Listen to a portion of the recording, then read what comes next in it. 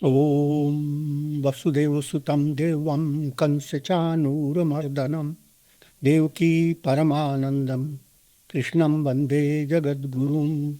Om. Adorations to Lord Krishna, the preceptor of the universe, destroyer of the forces of darkness, bestower of immortality.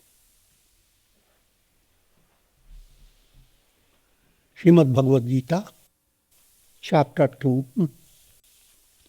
The topic is Sthita Prajna Lakshanas, the characteristics of one who is enlightened. Everyone wants to be that. Let me reiterate a few points of great importance.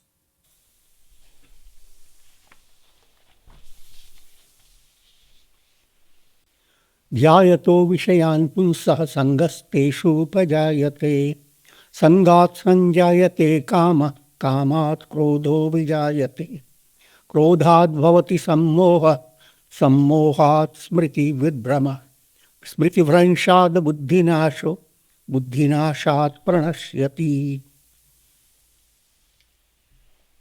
These steps going downfall is being described. First you have to understand the downfall movement. Then you should understand the upward movement. Dhyayato vishayan punsa. If your mind is constantly thinking of objects, by constantly dwelling upon objects cover a vast field of illusion. All things that come within the grasp of your senses, all things that you dream of, that come within the grasp of your imagination, expectation, all these are called objects. You are thinking of days passed by and how you lived your life 5 years back in a certain place, and your memories, you are thinking of objects.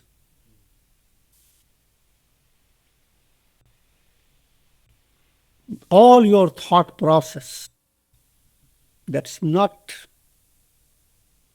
in harmony with your intellect, all that is Vishaya world, the world of objects, the world of objectivity. Subject is Brahman within you. Think of simple illustration. Sun up there, and all that you find on the earth, illuminations of the sun.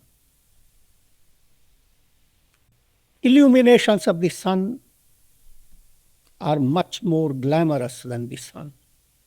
So you close your eyes at the sun and look at the rainbows. Looking at the sun is a subjective movement. There is a sun-like consciousness within you. That consciousness shines on your mind, makes your intellect active, makes your ego active, makes your imaginations active. That consciousness is like the sun. When it makes your imaginations active, they begin to shine, shimmer like clouds. And when it makes your subtle desires active, begin to shine like rainbows. And then come down to the practical reality, day-to-day life, things that you enjoy. Eat, drink, be merry. All that is covered by objects, objectivity. Sun is the subject. Everything else is object. Atma within you, the self, the absolute self is the subject. Who am I? I am that am I. That's movement towards the subject. Movement towards the subject is ascending movement of real progress. Movement away from the subject, going into the world of objects, that's a downward movement, movement in the world of illusion. That's the broad understanding. Therefore, you don't have to calculate too much in your mind. Am I thinking of the object? Your mind getting under agitation, getting under stress, even getting bored. In all these situations, you are engrossed with objects, though you are not defining any object in your mind. This is the Vishaya Jagat.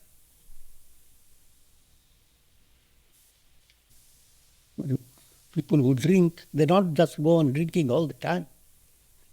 They stay drunk.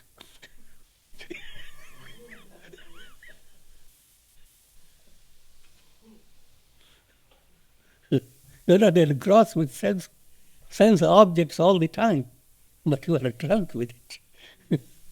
Your mind is saturated with the reactions of joy and sorrow. Dhyayato vishayan punsa. By constantly allowing your mind to dwell upon objects, one develops attachment to them. If day by day you have chosen a time to be stressed,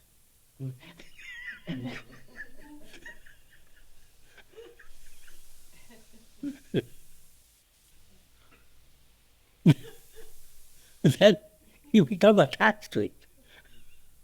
Sangasteshu pajayat.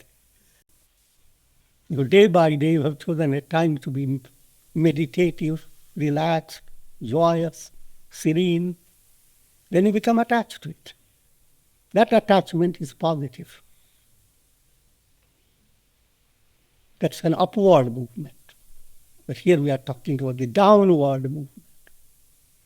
You become attached to objects that are perceived by your senses, by your mind, by your dull intellect, by your ego, and which all this creates subtle impressions in your unconscious, known as vasanas.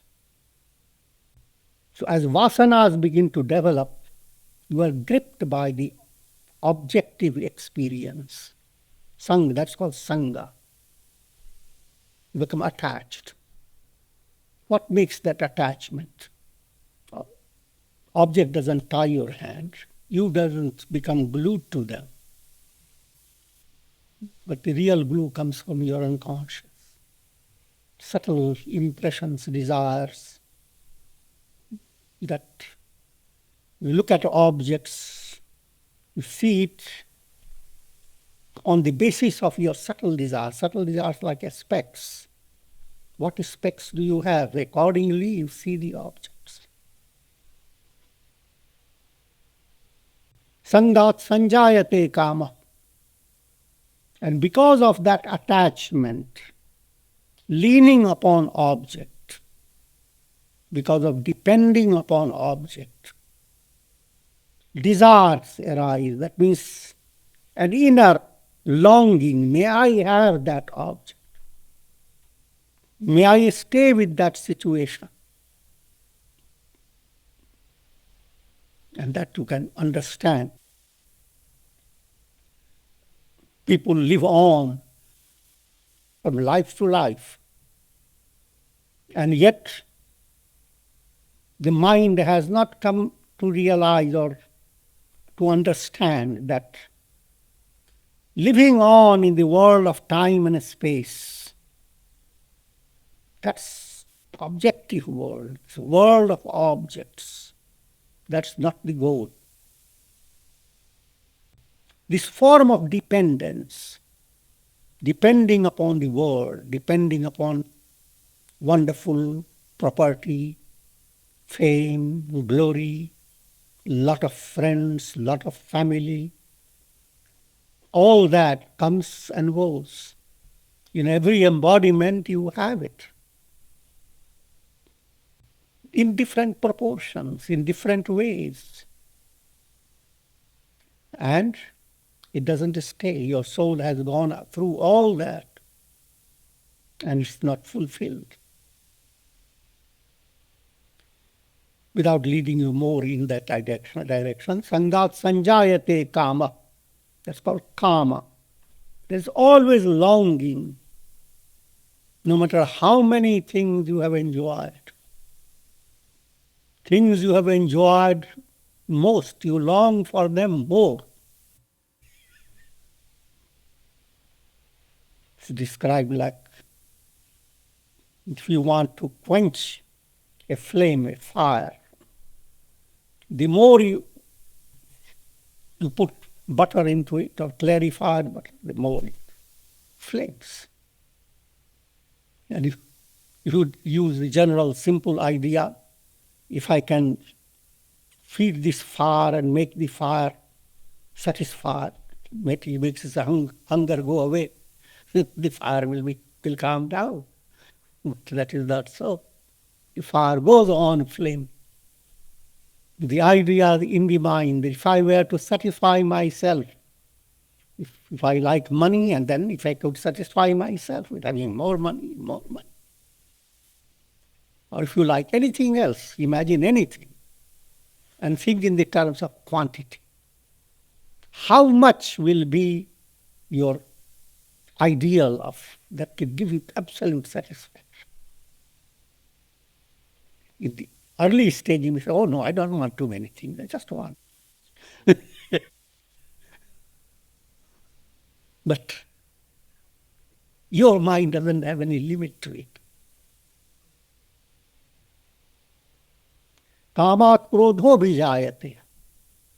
The majority of human mind is gripped with kama, because mind has not been in touch with the subject, the absolute self. Mind has been distracted by the rainbows and so many colors, using that simile of the sun and its all illuminations. The most mind is looking for more rainbows, more shining waterfalls, more shimmering waves. It's rare for a person to be focused on the sun and be absorbed in this. The desire-based attainments are glamorous, colorful.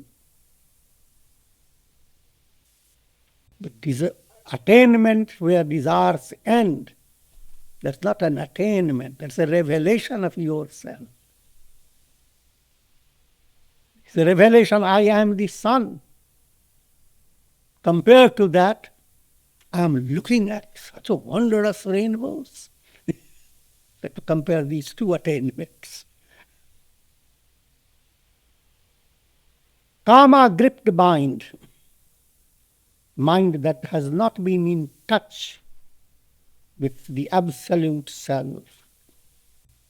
That mind is dependent upon a world of rainbows, a world of multicolors, multicolored illusion. And that world cannot be secure. It's fleeting, transient, slippery. Therefore, kama krodho vijaya. Mind becomes now accustomed to be agitated. Krodha is anger. Anger is easy to understand. When you are angry, mind is agitated. But Gita implies, even when your desires are fulfilled, which again mean, according to your way of thinking, even if you think that your desire is fulfilled, fulfillment of your desire doesn't settle in your heart, giving you a sense of peace, but it settles in your mind in the form of a jerky wind. It shakes your mind. Frustration shakes the branch this way. Fulfillment of a desire causing elation shakes the branch this way. The mind is constantly swaying. That mind cannot be focused on the sun, but that mind is focused on all that has emanated from the sun. Not focused, just mind is just wandering in the world of Maya. The mind is trapped by distraction, vikshepa. Krodhad bhavati sammoha. Vikshepa as of the mind, constantly shaking. The light of intellect, think of somewhere there is a serene light, but the way you are looking at it, there are certain veils, and they are moving and shifting. And through those veils, you are looking at that light. You are not looking at the light as it is. You are doing so many display and refractions of that light. Therefore, you don't know what you are looking at. Just because some moha, delusion. Sammohat smriti vibhrama. Human life depends so much upon memory process. Things you remember. The outside world remains cold. But it's through memory that you keep yourself warm and feeling of joy or sorrow. Your real life is not in the material world. You may have a wonderful house, wonderful setting of situations, but all this, you have nothing to do with it. But the concepts of all these I have in your mind. That I'm the owner of a big house. My house is built by a wonderful lake, and so forth. In other words, all your inner experience is what happens in your mind, the memories. If moha has dominated your mind, which, as I have already shown you the sequence, with kama, krodha, lo, and krodha bhavati sammoha, moha. Your smriti, your memory process is extremely poor. Things that should not keep your mind constantly occupied, those things continue. Just like you have a good head, but there is a headache in it.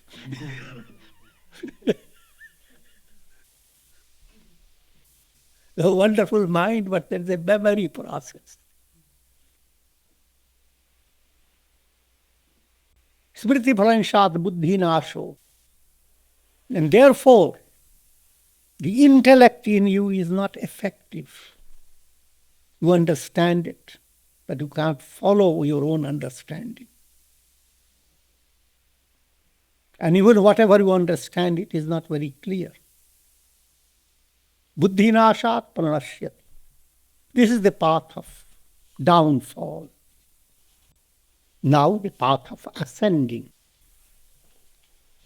Ragadveshi yuktaistu vishayan indriyaischaran atmavashyir videyatma prasadam adhigacchati prasade sarvadukhanam hanirashyopajayate prasanna chetaso yashu buddhi paryavatishthate.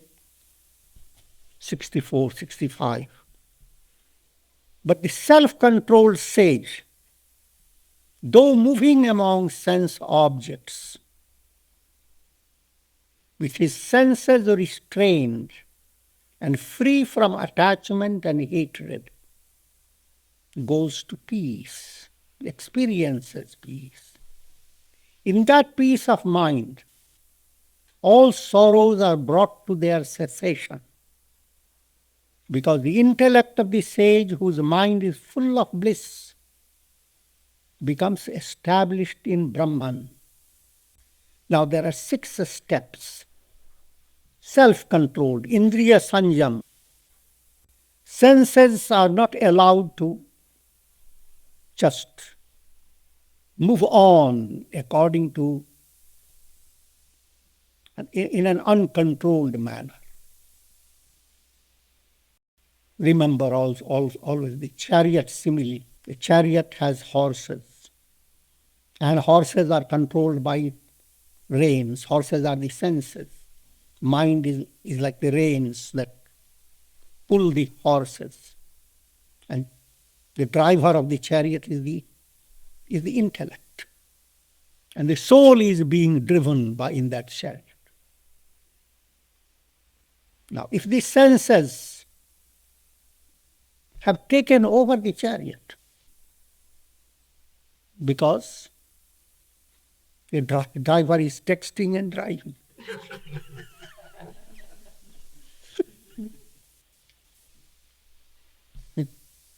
and the reins are loose, the mind is drunk.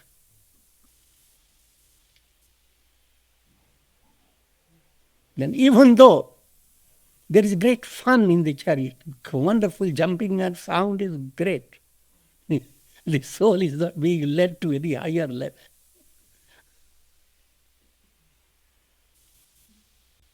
That's the predicament of not being a sadhaka. If you are not an aspirant practicing spiritual discipline, then you are in a disorganized chariot. You will have a lot of fun. The horses have many ideas of making you active.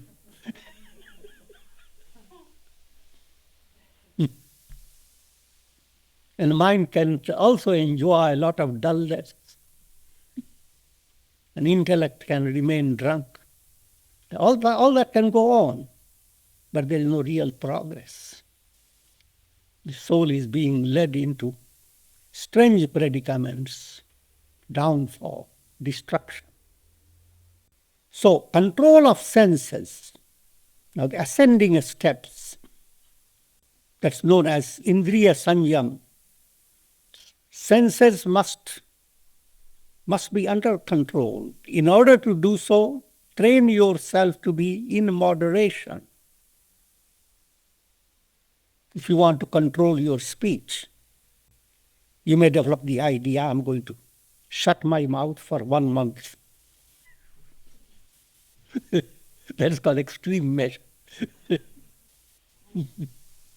That doesn't make you the controller of senses. Or, so in between, two extremes are there. Shut your mouth completely, or go on blabbering anything that comes out of it. Moderation. Train yourself to speak the right thing at right time. Utilize your organ of speech, sense of speech. Similarly, utilize your sight, your ears, and all the senses. That's called control of senses. Control doesn't mean you shut them out. Though moving among sense objects, his senses are restrained. Freedom from raga dvesha. Next point. Attachment and hatred should not keep your mind shaking or moving like a pendulum. Things of pleasure, they cause attachment. Things that give you pain, they cause aversion, hatred.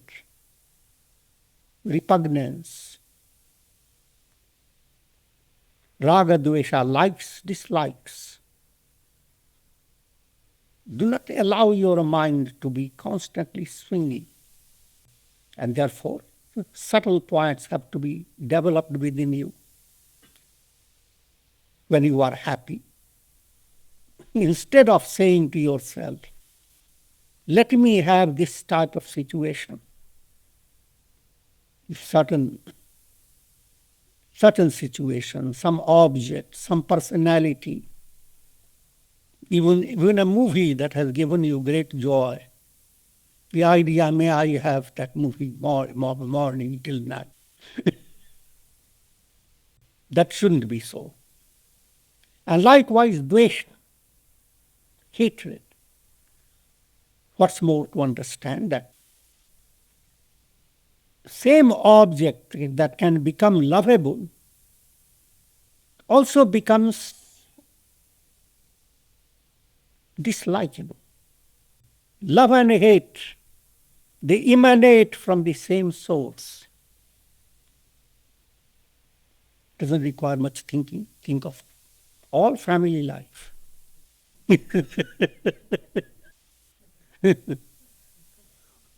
Whomsoever we have loved most, we have also suffered from pain from the very same source. But how to train your mind? If you are happy, happiness should make you come closer to God. If you have sadhana accustomed mind and you feel happy, then immediately you will plan, how can I utilize this happiness? Let me explore more of the scriptures. If I have more time and more serenity, let me explore mantra japa. Let me meditate. Let me come closer to God. Let me allow the divine sun to shine over the intellect. Let me not stay plunged in the rainbows and various refractions of the light. But let me just discover I am that shining sun. Pleasant conditions in your life should allow you to move Godwards. Then it is the best utilization of pleasant situation. So now it will not create raga, it will create vairagya. And vairagya is not again the right term, anuraga. It will create attachment to God. It will create bhakti. Similarly, when it comes to painful situations, mind has to understand. In early stages, every painful situation you build up in your mind, even this will pass away. Develop more faith in God's plan within you. Millions of lives have gone on. You are not stuck there.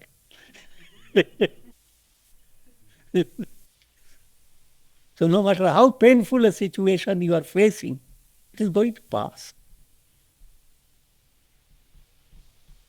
So develop faith, a spirit of patience, and while being patient, continue your duties. And then experience the miracle. That which seemed like it will never pass, did pass. And you come out triumphant. From a very advanced point of view, instead of vairagya is to develop detachment towards the world. Looking at the world as the world is so useless. Instead of that, the world doesn't exist. Neti neti. Hatred, highly sublimated, turns to neti neti. Nothing exists. And attachment, highly advanced, mystically elaborated, becomes love of God. God alone is. When attachment is sublimated, all this, there isn't a place which you don't want to be attached to. It's a part of you. It is you. The entire dream world, everything that you see in your dream is you. Even a roach there.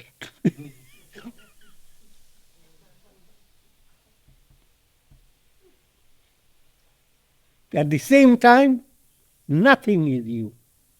Both aspects must develop in the mind. The world is nothing. Nothing, whatever the mind thinks of, that's not the world. Reality is beyond all the concepts. Another point, there isn't anything in the world which is not the God, which is not the I am. So there is no room for bitter looks.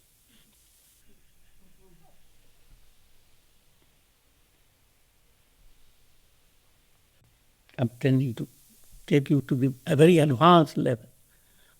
Let me come back to more practical. That's called freedom from raga dvesha. And then overcoming dullness of the mind.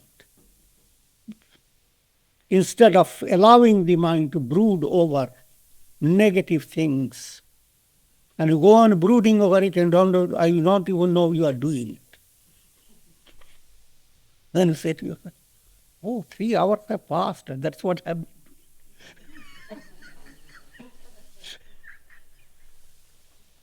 That's the pramada. The lack of vigilance in the mind, lack of wakefulness in the mind. So as pramada moves away, your mind is happy, joyous, waiting for an opportunity for a Godward look and delving into the garden of Atma Smriti, Ishwara Smriti, instead of being caught into the bushes of skunks and crabs. You got into a beautiful garden with wonderful lakes, swans, and all types of things. I'm just trying to give you an allegorical picture of mind's involvement within itself, based on smriti, memories. Good memories, you are in a wonderful garden. Bad memories, you have gotten into just a lot of thorny bushes. And the intellect focused on the self. All this leads you to Jivan Mukti state.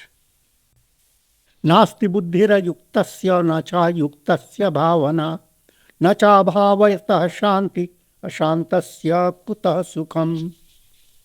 There is no vivek buddhi for one who is not united with the self.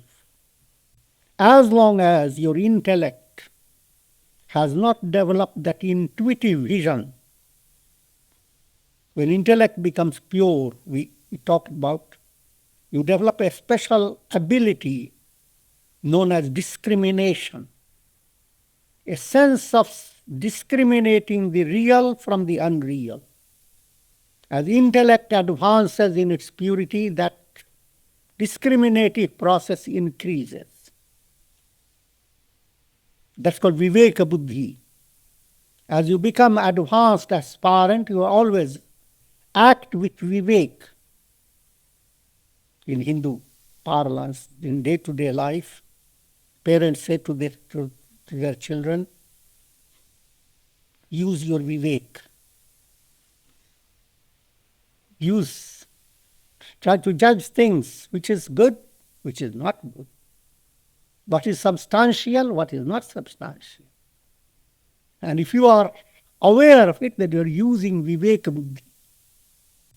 But this Viveka Buddhi remains limited until you become united with the self. But as if you are not united with the self and you are not working for attaining God realization, the potentiality of Viveka Buddhi becomes dormant. In that case, it's called Chanchala Buddhi. Your intellect is. See the contrast between Viveka Buddhi and Chanchala Buddhi. Chanchala Buddhi suddenly comes to a good insight, but hardly tries to follow that insight, that suddenly mind has changed. So you cannot rely upon this.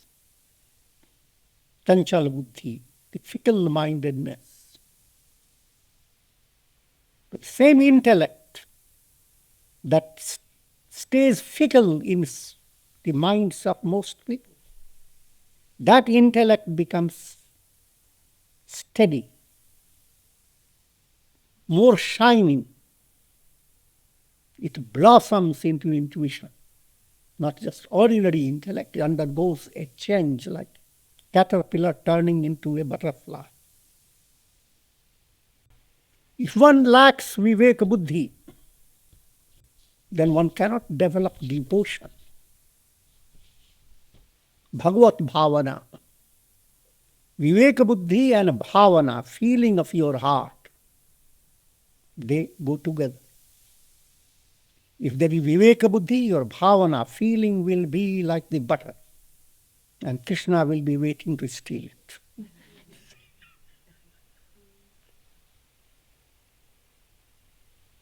God is watching for that type of feeling. Ishwar bhav ke bhukhe hain. God is hungry for your good feeling. So you have Viveka Buddhi, then you have that type of bhavana, Bhagavat Bhavana. These two are great attainments. Buddhi that sees the difference, and Bhavana that shines along with that Buddhi. More purified Buddhi, more purified the Bhavana feeling. It is Bhavana that's closer to your heart than your Buddhi. Buddhi gives you more of reflections, thoughts. Bhavana just inundates your heart. So that bhavana gives you immense peace. And when you enjoy peace, when there is peace, you enjoy life. Real joy comes to you. On the contrary, if you don't have Vivek Buddhi, then you do not have that profound bhavana feeling. If you don't have profound bhavana feeling, then you don't enjoy peace. You don't have a restful inner life. You don't enjoy happiness. Uncontrolled senses, just to reiterate the same points. If senses are uncontrolled, like horses that are just driving the chariot, so described as chanchal chitta, chitta, that mind that is fickle. There is lack of viveka buddhi. You don't act with viveka. You don't have that discriminative vision. And you don't have viveka buddhi, you don't have qualitative feeling. The feeling is in muck. Lack of that.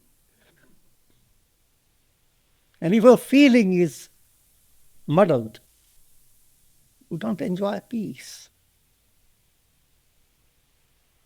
And if you don't have that peace, you don't have that bliss that belongs to your soul, bliss that is your essential nature, ananda. Indriyanam vicharatam yanmano no vidiyate tadasya harati pragyam Vayurnavam ivam bhasi.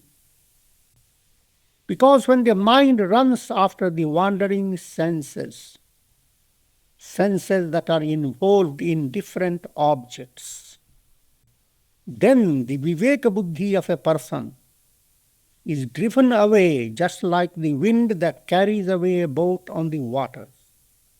Now, what happens to the mind if it is going after the senses? It doesn't feel the presence of intellect. It is not guided by intellect, but mind that is being dictated by senses. Your mind can be dictated two ways. When intellect dictates your mind, you are on the positive side. But when senses dictate your mind, then you are on a senseless side. Once you are being dictated by senses, prajna buddhi, the discriminative intellect that is potential within you, that wants to rise and take care of the house in a wonderful way. But now what happens? Because your mind is madly going after the senses, the Viveka Buddhi now raises its head and finds itself in a boat that is being driven by a storm. It has no control. That's the predicament of all people who fall into any type of situation where there is addiction. Addiction to bad association, addiction to any type of negative habit. Why this has happened? Not because they don't know what is good and what is not good, but because they don't have the willpower.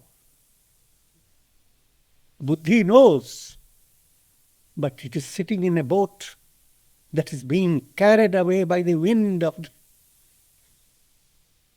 generated by these restless senses. What could be more poetic than that?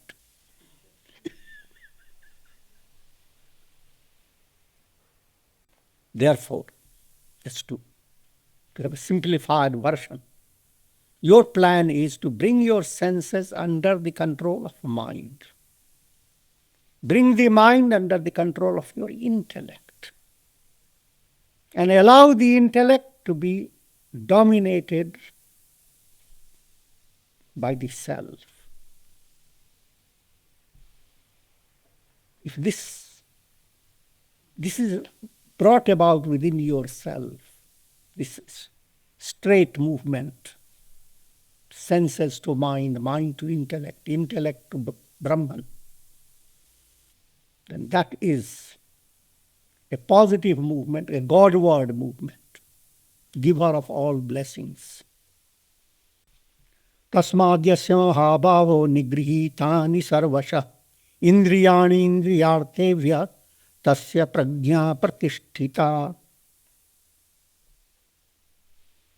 Therefore, O mighty armed Arjuna, heroic personalities were complimented by being addressed as mighty armed.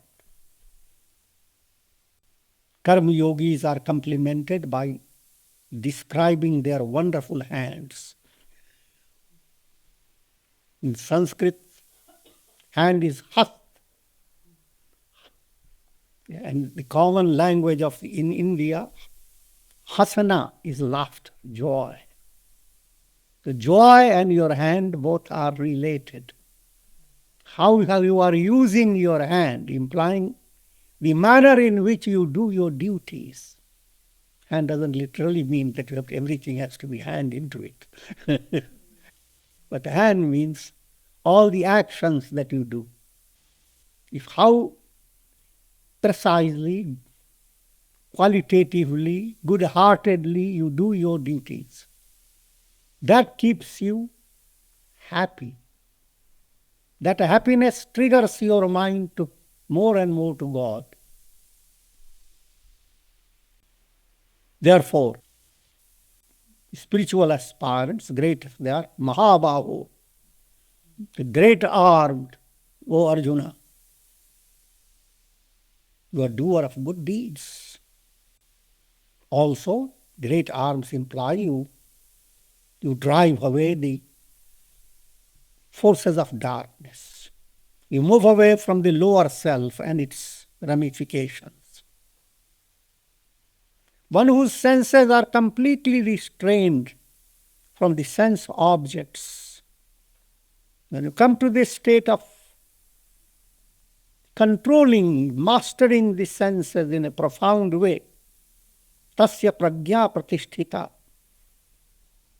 such a person is established in intuitional wisdom. These are the characteristics of enlightenment. One who is enlightened, his senses are absolutely restrained, implying his senses follow the dictates of his mind, and mind follows the dictates of intellect. And intellect is in the hands of God. So therefore, from deep down to your surface level, you become completely relaxed. God is doing all things. Empty thyself, I will fill thee. And with this, I'll conclude. Om Shanti.